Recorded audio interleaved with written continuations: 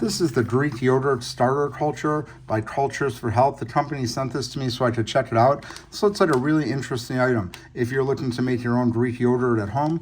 I know we've been using Greek yogurt for quite some time now. We're using it in a bunch of different recipes to make our own salad dressing and things like that. So this looks like a really great way into being able to control the ingredients and know exactly what you're getting in your Greek yogurt. So right here it shows you that you get 2 packets of the Dehydrated Greek yogurt starter culture in here and the instructions for using it. This is what you'll need: pasteurized whole milk, avoid ultra processed, pasteurized or UHT milk, and then you'll need a yogurt maker or similar appliance that will hold 105 to 111 degree heat.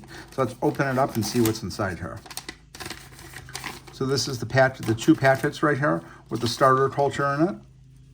Each one has the sell-by date on here, and it looks like it's got a seam on here just to open it up. And then it gives you the instructions how to make the yogurt here. So again, this is a really great way of being able to control your ingredients, know exactly what you're putting into your mixture here.